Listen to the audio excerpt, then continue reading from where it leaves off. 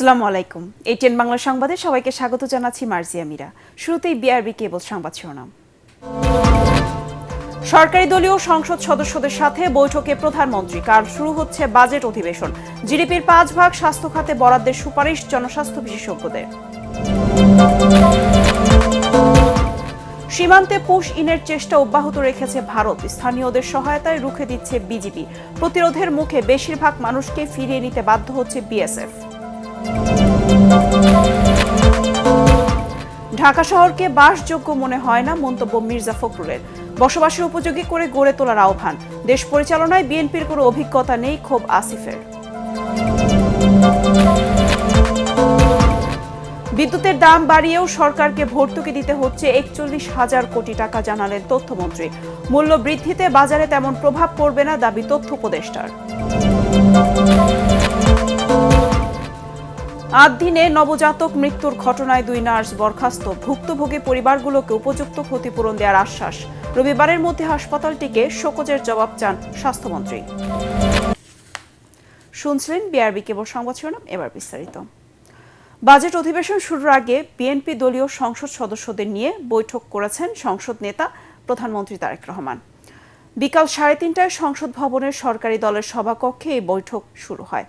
প্রধানমন্ত্রীর উপপ্রেস সচিব জাহিদুল ইসলাম রনি এই তথ্য জানিয়ে বলেন, তারেক রহমানের সভাপতিত্বে সংসদীয় দলের সভায় সরকারি দলের সংসদ সদস্যরা উপস্থিত ছিলেন।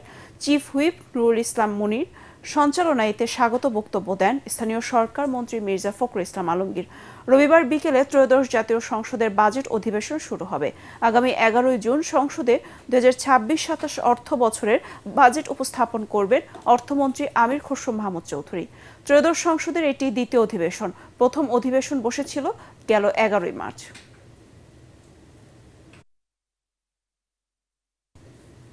কাল বসছে ত্রয়োদশ জাতীয় সংসদের প্রথম বাজেট অধিবেশন। এই উপলক্ষে জাতীয় সংসদ ভবন ও এর পার্শ্ববর্তী এলাকায় সব ধরনের সভা সমাবেশ, মিছিল, শোভাযাত্রা ও বিক্ষোভ প্রদর্শন নিষিদ্ধ করেছে ঢাকা মহানগর পুলিশ। আগামীকাল বিকেল 3টায় অধিবেশন শুরু হবে। এই অধিবেশনে প্রথমবারের মতো আগামী অর্থ বছরের বাজেট উপস্থাপন করবে তারেক রহমানের সরকার। 11 জুন 2026-27 অর্থ বছরের জন্য বাজেট প্রস্তাব করবেন অর্থমন্ত্রী আমির খসরু মাহমুদ চৌধুরী। এছাড়া এই অধিবেশনে সংসদীয় স্থায়ী কমিটিগুলো গঠন করা হবে। অন্যদিকে সংবিধান সংস্কার নিয়েও গুরুত্বপূর্ণ সিদ্ধান্ত হতে পারে এবারের অধিবেশনে।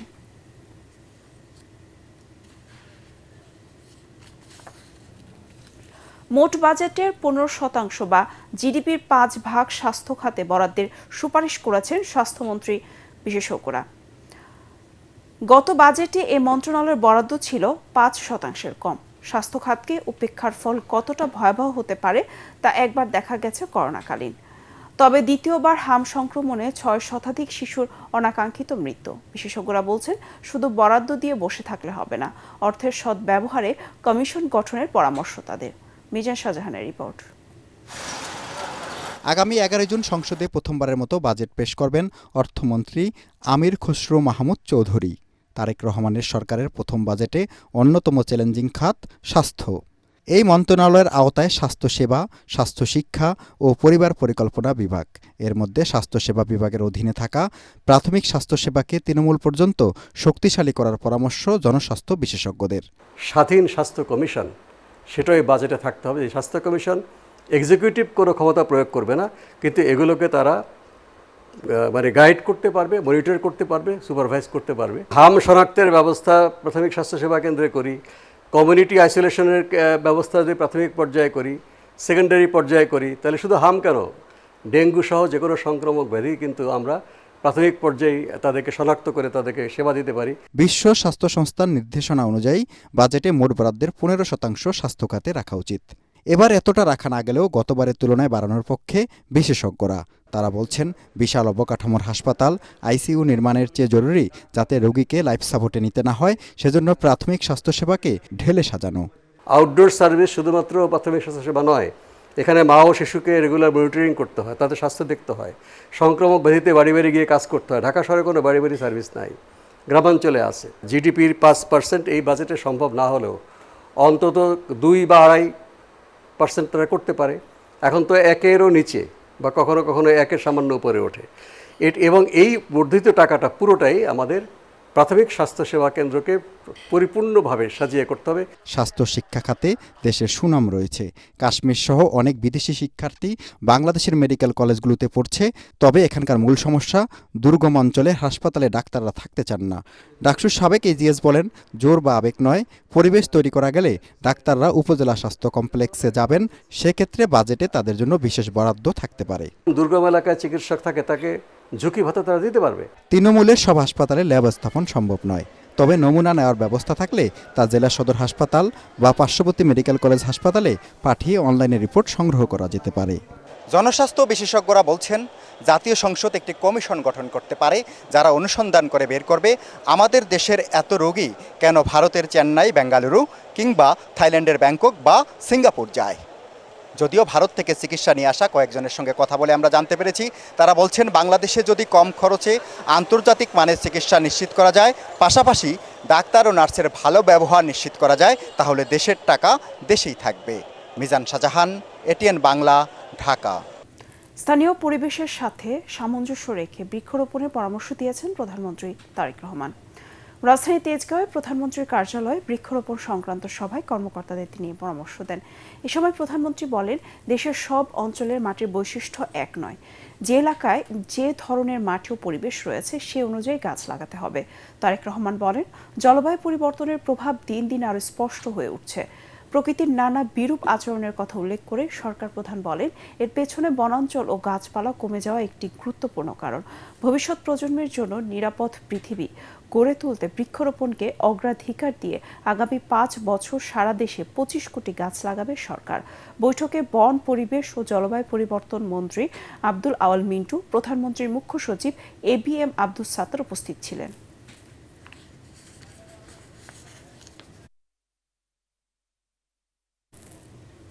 প্রধানমন্ত্রী তারেক রহমানের সাথে সৌজন্য সাক্ষাৎ করেছেন ঢাকা সফররত তুরস্কের পররাষ্ট্রমন্ত্রী হাকান ফিদান।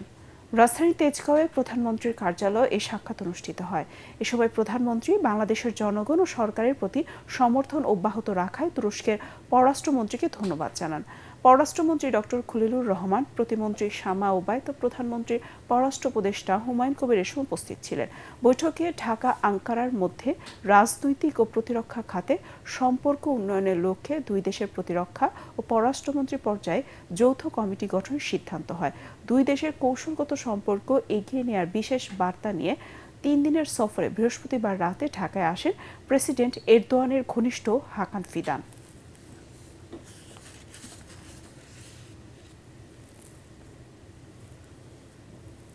বিভিন্ন সীমান্ত দিয়ে ভারত থেকে অব্যাহত পুশ ইনের চেষ্টা রুখে দিচ্ছে বিজিবি। শুক্রবার উত্তরাঞ্চলের কয়েকটি জেলা দিয়ে প্রায় 60 জনকে ঠেলে প্রবেশ করানোর চেষ্টা ঠেকিয়ে দেয় বাংলাদেশের সীমান্তরক্ষীরা। শনিবারও নওগাঁ সীমান্তে নারী ও শিশুসহ 17 জনকে পুশ ইনের চেষ্টা চালায় বিএসএফ, যা স্থানীয়দের নিয়ে প্রতিরোধ করে তোলে বর্ডার গার্ড বাংলাদেশ। শেষ পর্যন্ত এসব মানুষের বেশিরভাগই ভারতের অভ্যন্তরে ফিরিয়ে নিতে বাধ্য হয়েছে বিএসএফ। জেলা প্রতিনিধিদের পাঠানো তথ্যচিত্রে জাহাতুল আলমের রিপোর্ট। সীমান্তে বিএসএফের পুশিনের চেষ্টা অব্যাহত থাকলেও কঠোর অবস্থানে রয়েছে বর্ডার গার্ড বাংলাদেশ বিজিবি। তাদের শক্ত অবস্থানের কারণে বিভিন্ন সীমান্তে শূন্যরেখায় জড়ো করা লোকজনকে শেষ পর্যন্ত ভারতের ভেতরে ফিরিয়ে নিতে বাধ্য হয় দেশটির সীমান্তরক্ষী বাহিনী। নওগাঁর সাপাহার উপজেলায় হাপানিয়া সীমান্তে নারী, পুরুষ ও শিশুসহ 17 জনকে বাংলাদেশে ঠেলে দেওয়ার চেষ্টা চলে প্রায় 19 ঘন্টা। বিজিবি জানায়, শুক্রবার বিএসএফ সীমান্তে জড়ো হওয়া এসব লোকজনকে বাংলাদেশি নাগরিক বলে দাবি করলেও পতাকা বৈঠকে কোনো প্রমাণ দেখাতে পারেনি।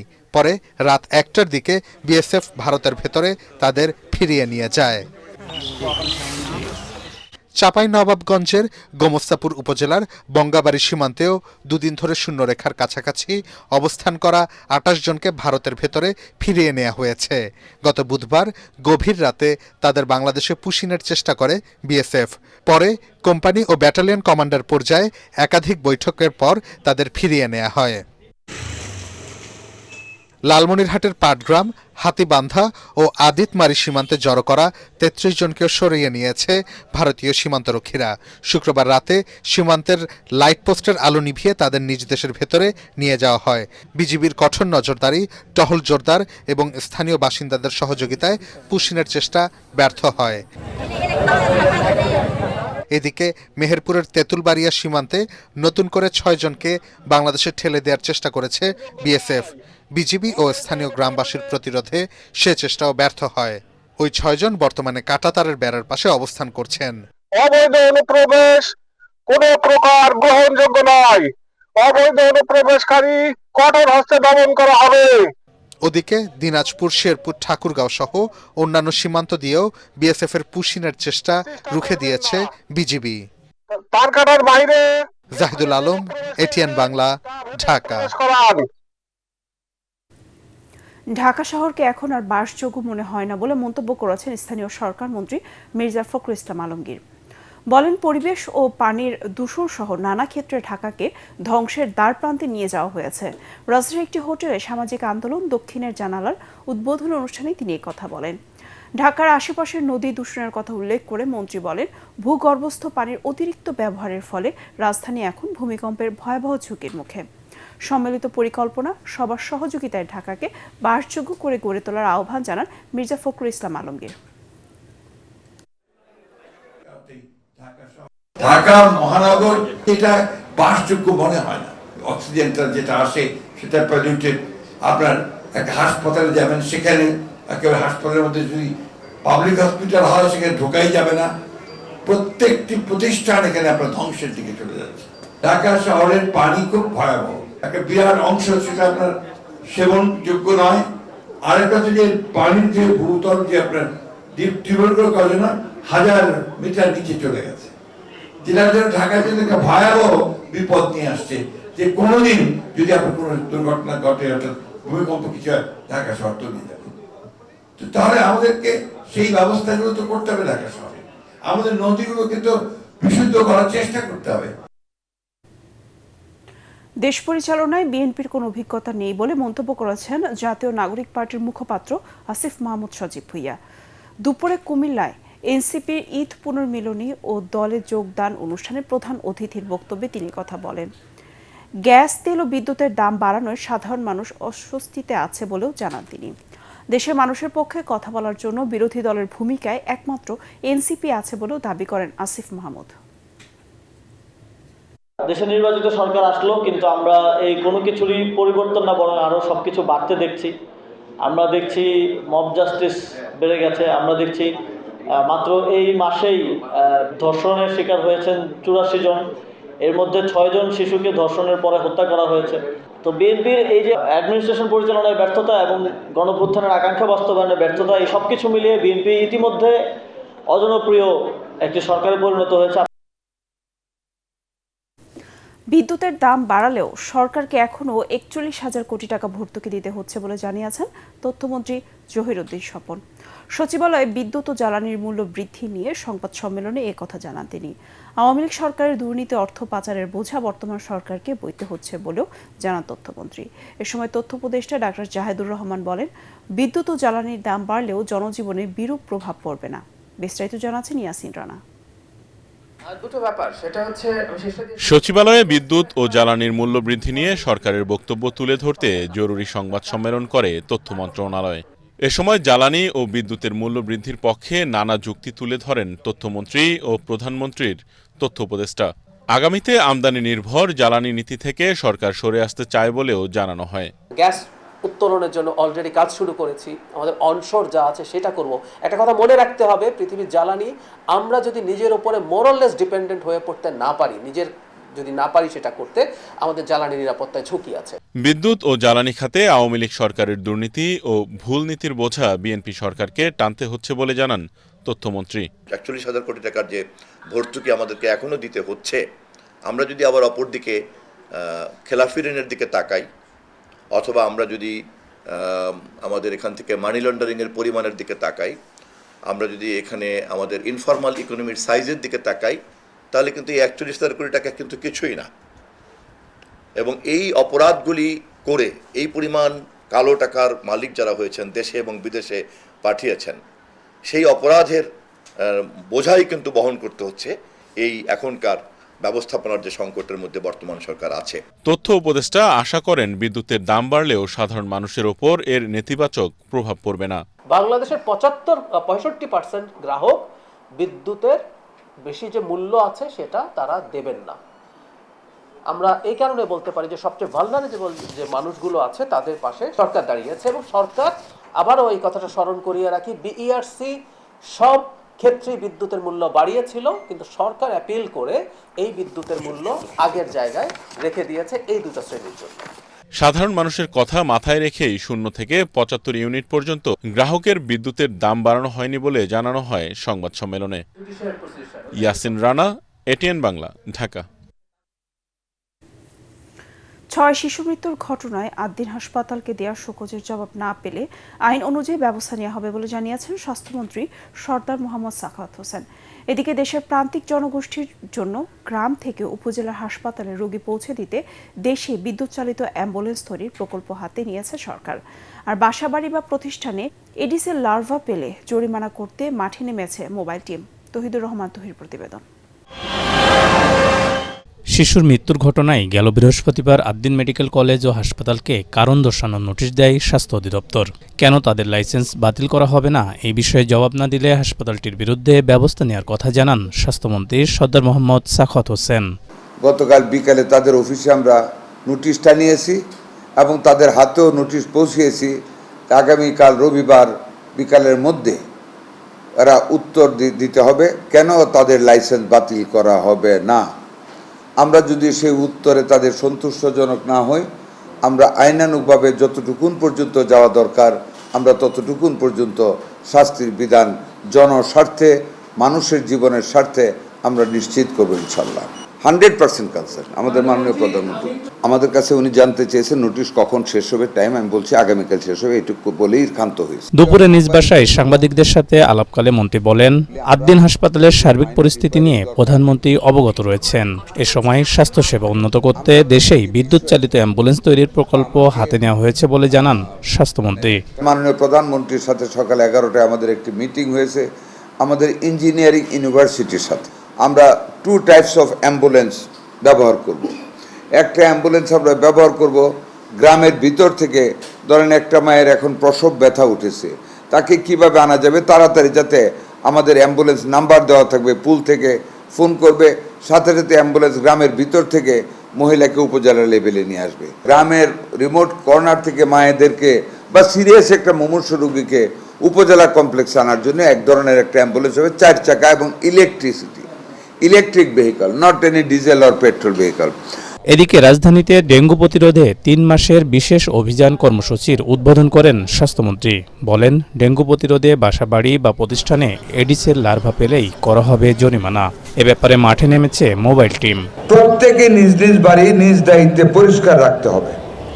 গেটের ভিতরে যেন নারিকেলের কোনো খোসাতে বদ্ধ পানি না থাকে, ফুলের টবে যেন পানি না থাকে, যারা ছাদের উপরে বাগান করেছেন টবে যেন পানি না থাকে। সরকারি প্রতিষ্ঠানে যদি এগুলি পাওয়া যায়, ওই প্রতিষ্ঠানের প্রধানকে বড় আকারে ব্যক্তিগত জরিমানা করতে হবে, না সরকারি প্রতিষ্ঠানকে, ওই মালিককে। আমাদের বেসরকারি প্রতিষ্ঠান যদি পাওয়া যায়, ওই বেসরকারি প্রতিষ্ঠানের নামে বড় আকারে জরিমানা করা হবে। সরকারের বিভিন্ন কর্মসূচির পাশাপাশি জনগণ সতর্ক হলে নিয়ন্ত্রণে থাকবে ডেঙ্গুর প্রভাব, এই প্রত্যাশা বিশেষজ্ঞদের। তৌহিদুর রহমান তুহি, এটিএন বাংলা, ঢাকা। আদ্দিন হাসপাতালে 6 নবজাতকের মৃত্যুর ঘটনায় দায়ী 2 নার্স নাসিমা খাতুন ও রেখা খাতুনকে বরখাস্ত করা হয়েছে।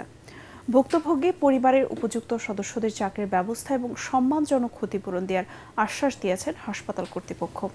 রাজধানীর একটি হোটেলের সংবাদ সম্মেলনে আইনজীবী অ্যাডভোকেট শিশির মনির তথ্য জানান। একই সাথে আদ্দিন হাসপাতাল ভুক্তভোগী পরিবারগুলোর পাশে থাকবে এবং তারা আজীবন বিনামূল্যে চিকিৎসা সুবিধা পাবেন। এদিকে সাংবাদিকদের সাথে অনাকাঙ্ক্ষিত ঘটনায় আদ্দিনের 2 কর্মীকে অব্যাহতি দেওয়া হয়েছে। রিপোর্ট করছেন জিএম তসলিম। সংবাদ সম্মেলনের শুরুতেই আদ্দিন হাসপাতালের স্বাস্থ্যসেবার চিত্র তুলে ধরেন সুপ্রিম কোর্টের আইনজীবী শিশির মনির। কর্তৃপক্ষ is always ready to reform any fault এতে কোনোই ঘাটতি নাই, সিনসিয়ারিটিও ঘাটতি নাই। ইতোমধ্যে কর্তৃপক্ষ স্পেশাল ইন্সপেকশন টিম গঠন করে হাসপাতালের ভিতরে কোথাও কোনো ধরনের অভাব পরিলক্ষিত হলে ইনস্ট্যান্টলি তা ঠিক করার জন্য ইন্সপেকশন কার্যক্রম চলমান। সংবাদ সম্মেলনে উপস্থিত ছিলেন হাসপাতাল কর্তৃপক্ষ এবং সম্প্রতি মারা যাওয়া 6 নবজাতকের পরিবার।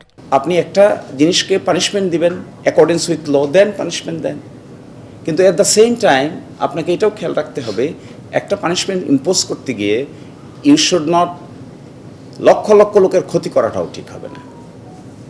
So something in between, always you think something in between. 6 নবজাতকের মৃত্যুর ঘটনায় দায়ী 2 নার্স নাসিমা খাতুন ও রেখা খাতুনকে চাকরিচ্যুত করার কথা জানিয়ে শিশির মনির বলেন, ভুক্তভোগী পরিবারগুলোর পাশে সবসময় থাকবে আদ্দিন হাসপাতাল। হাসপাতাল কর্তৃপক্ষ আছে, ভেরি শোকাহত ভিকটিম পরিবারগুলো আছে। আমি আগেই বলেছি দিস অ্যাপ্রোচ, হাসপাতাল কর্তৃপক্ষ ইজ গ্রেটলি স্যাডেন্ড, এবং যাদের জীবন লস হয়েছে তারাও স্যাডেন্ড, সিরিয়াসলি স্যাডেন্ড। এগুলোর তো কোনো ভাষায় প্রকাশ করা যাবে না। সাংবাদিকদের সাথে অপ্রীতিকর ঘটনায় জড়িত হাসপাতালের কর্মচারীদের শনাক্ত করে ব্যবস্থা নেওয়ার কথা জানানো হয় সংবাদ সম্মেলনে। শিশু মৃত্যুর ঘটনায় একটা স্টাফ নার্স, একজন পরিচ্ছন্ন কর্মী সাসপেন্ড হয়েছে। এদিকে ভুক্তভোগী পরিবারগুলো হাসপাতালের পূর্ণাঙ্গ সেবা কার্যক্রম বন্ধ না রাখার আহ্বান জানিয়েছেন। তবে এই ঘটনার সাথে দায়ীদের বিরুদ্ধে আইনগত ব্যবস্থা গ্রহণের দাবিও জানান তারা। অবশ্যই চাই কর্তৃপক্ষের একটা শাস্তি হোক যারা এর সাথে সম্পৃক্ত আছে। এখন এটার কারণে একটা বড় প্রতিষ্ঠান বন্ধ করে দেবেন, এটা আমরা চাই না। নির্ধারিত সময়ের আগেই স্বাস্থ্য মন্ত্রণালয়ের শোকজের জবাব দেওয়া হবে বলে জানায় হাসপাতাল কর্তৃপক্ষ। GM Taslim, ATN Bangla, Dhaka. মহান ৭১-এর স্বাধীনতা, ৯০ ও ২৪-এর অভ্যুত্থান সহ সকল অর্জনকে ধারণ করেই বাংলাদেশকে এগিয়ে নিতে চায় বিএনপি সরকার। এজন্য ২৪-এর তরুণ প্রজন্ম সহ সকলকে নিয়েই বিএনপি বাংলাদেশকে গড়ে তুলতে চায় বলে জানিয়েছে মুক্তিযুদ্ধ বিষয়ক মন্ত্রী আহমেদ আজম খান। রাজশাহীর মগবাজারে মুক্তিযোদ্ধা সংসদে শহীদ রাষ্ট্রপতি জিয়াউর রহমানের ৪৫তম শাহাদাত বার্ষিকীর আলোচনায় তিনি বলেন, যারা ৭১-এর মুক্তিযুদ্ধের বিরোধিতা করেছে তারা আবারও দেশের বিরুদ্ধে ষড়যন্ত্র শুরু করেছে, কিন্তু কোনো ষড়যন্ত্রই সফল হবে না। বিএনপি মুক্তিযুদ্ধের চেতনায় সমৃদ্ধ বাংলাদেশ গঠন করবে। রাষ্ট্রপতি জিয়াউর রহমান স্বাধীনতা বিরোধীদের ক্ষমা করেন নাই, ক্ষমা করেছিলেন শেখ মুজিব। শহীদ রাষ্ট্রপতি জিয়াউর রহমান এবং মাননীয় প্রধানমন্ত্রী এবং দেশনেত্রী ম্যাডাম খালেদা জিয়া যেভাবে কৃচ্ছতা সাধন করে এই দেশটাকে দাঁড় করাবার চেষ্টা করেছেন, বিশ্বের বুকে সম্মানের জাতি হিসাবে দাঁড় করাবার চেষ্টা করেছেন, আসুন আমরা সেই আদর্শে উদ্বুদ্ধ হয়ে সকলেই আমরা সেভাবে কাজ করি। জনগণের ম্যান্ডেট নিয়েই বিএনপি সরকার গঠন করেছে, তাই গণতন্ত্র বিরোধীদের ষড়যন্ত্র সফল হতে দেয়া হবে না বলে জানিয়েছেন ঢাকা মহানগর বিএনপির সাবেক আহ্বায়ক সাইফুল আলম নীরব। শহীদ রাষ্ট্রপতি জিয়াউর রহমানের ৪৫তম শাহাদাত বার্ষিকী উপলক্ষে তেজগাঁও শিল্পাঞ্চল থানা বিএনপি আয়োজিত দোয়া ও হতদরিদ্র মানুষের মধ্যে খাবার বিতরণ অনুষ্ঠানে তিনি এসব কথা বলেন। এ সময় তিনি বলেন, আবারও একটি মহল গণতন্ত্রকে বাধাগ্রস্তের চেষ্টা করছে। ৭১-এর পরাজিত শক্তিকে আর মাথাচাড়া দিতে দেয়া হবে না। সামর্থ্য অনুযায়ী অসহায় ও ক্ষতিগ্রস্ত মানুষের পাশে দাঁড়ানোর চেষ্টা করে জামায়াত ইসলামী। রাজশাহীর Baridhara university of information technology and সায়েন্সের কাছে নয়ানগরে অগ্নিকাণ্ডে ক্ষতিগ্রস্ত এলাকা পরিদর্শনকালে এই কথা বলেন বলে জানিয়েছে দলটির ঢাকা মহানগরী উত্তরের আমির মোহাম্মদ সেলিম উদ্দিন। এ সময় ক্ষতিগ্রস্তদের খোঁজ খবর নেন তিনি। তাদের সহায়তায় সরকারকেও এগিয়ে আসার আহ্বান জানান সেলিম উদ্দিন। পরে জুলাই শহীদ মাহমুদুর রহমান সৈকতের পিতার বাসায় যান তিনি।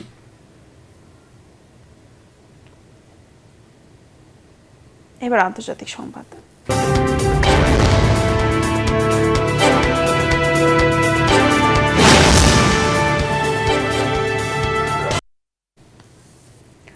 পরীক্ষায় প্রশ্নপত্র ফাঁস ও চাকরির নিয়োগে দুর্নীতির প্রতিবাদে ভারতের রাজধানী নয়াদিল্লিতে বিক্ষোভ করেছে ককরোচ জনতা পার্টি সিজেপি। সকাল থেকেই শত শত আন্দোলনকারী দিল্লির যন্তর মন্তর সভাস্থলে জড়ো হন। দলটির অভিযোগ, দেশজুড়ে প্রশ্ন ফাঁসের এই নজিরবিহীন কেলেঙ্কারির জন্য শিক্ষামন্ত্রী সরাসরি দায়ী। মাসুদ রানার রিপোর্ট। ভারতের রাজধানী দিল্লিতে বিক্ষোভ কর্মসূচি পালন করেছে অনলাইনে ঝড় তোলা দেশটির তরুণদের নবগঠিত দল ককরোচ জনতা পার্টি সিজেপি। সকাল 10টা থেকে যন্ত্রমন্ত্রে এই কর্মসূচি শুরু হয়। টাইম অফ ইন্ডিয়া জানিয়েছে, প্রতিযোগিতামূলক ও স্কুল পর্যায়ে বিভিন্ন পরীক্ষায় অনিয়মের অভিযোগের প্রতিবাদে এই বিক্ষোভ। এই সময় বিক্ষোভকারীরা ওয়াংচুংকে শিক্ষামন্ত্রী করার দাবিতে স্লোগান দেন। এই আন্দোলনকে কেন্দ্র করে যেন কোনো ধরনের অপ্রীতিকর পরিস্থিতি তৈরি না হয়, সেই জন্য দিল্লির নিরাপত্তা ব্যবস্থা ব্যাপক জোরদার করা হয়েছে। এর আগে অনলাইন দুনিয়ায় তুমুল ঝড় তোলার পর যুক্তরাষ্ট্র থেকে ভারতে ফেরেন ককরোচ জনতা পার্টির নেতা অভিজিৎ দীপ। স্থানীয় সময় সকাল 8টায় রাজধানী নয়াদিল্লির ইন্দিরা গান্ধী আন্তর্জাতিক বিমানবন্দরে অবতরণের পর নিজের এক্স বার্তায় এই তথ্য জানান তিনি। এই বিক্ষোভে অংশ নিতে দিল্লিতে পৌঁছান অভিজিৎ দীপ।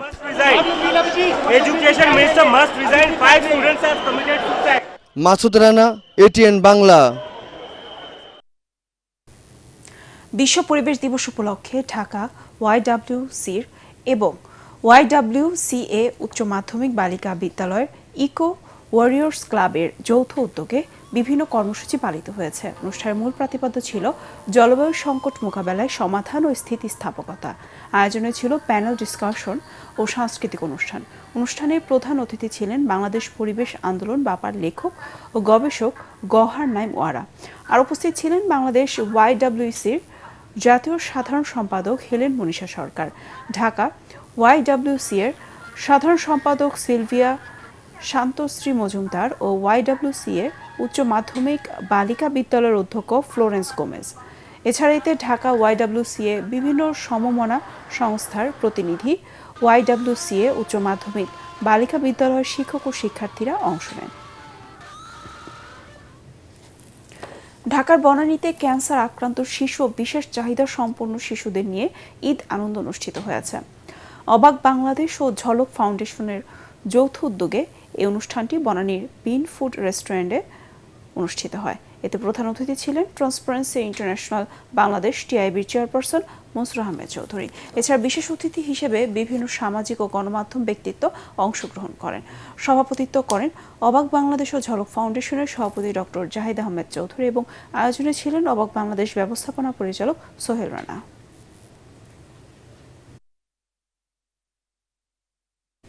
এবার খেলার খবর।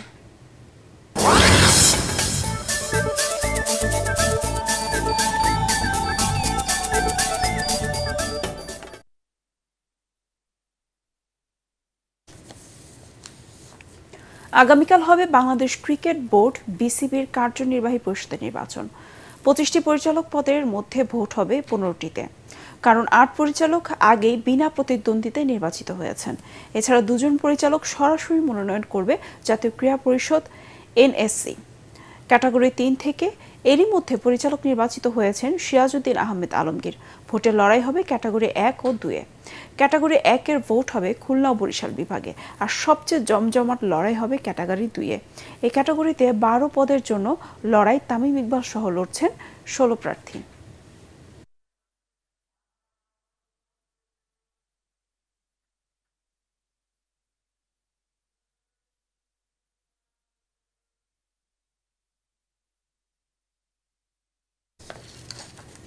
অষ্টম সাফ নারী চ্যাম্পিয়নশিপে ফাইনালে ভারতের মুখোমুখি হয়েছে বাংলাদেশ দল।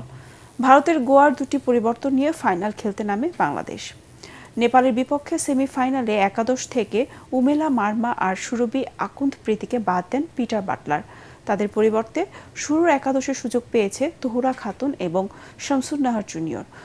গত দুবারের চ্যাম্পিয়ন বাংলাদেশ চোখ হ্যাট্রিক শিরোপায়, আর টুর্নামেন্টের সর্বোচ্চ 5 বারের চ্যাম্পিয়ন ভারত চাওয়া শিরোপা পুনরুদ্ধার।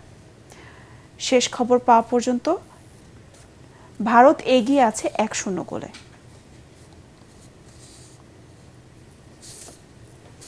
ক্রীড়াক্ষেত্রে বিশেষ অবদানে স্বাধীনতা পদক জয়ী কিংবদন্তি টেবিল টেনিস খেলোয়াড় জোবেরা রহমান লিনুকে সংবর্ধনা দিয়েছেন ক্রীড়াঙ্গনের বিশিষ্টজনেরা। এ সময় তার খেলোয়াড়ি জীবনের তথ্যচিত্র প্রদর্শন করা হয়। মাত্র ১২ বছর বয়সে জাতীয় চ্যাম্পিয়ন হন তিনি। মোট ১৬ বার জাতীয় নারী সিঙ্গলস চ্যাম্পিয়ন হয়ে গিনিস ওয়ার্ল্ড রেকর্ডে জায়গা করে নেন। ১৯৯৯ সালে পান জাতীয় ক্রীড়া পুরস্কার। গত ১৬ এপ্রিল তার হাতে স্বাধীনতা পদক তুলে দেন প্রধানমন্ত্রী তারেক রহমান।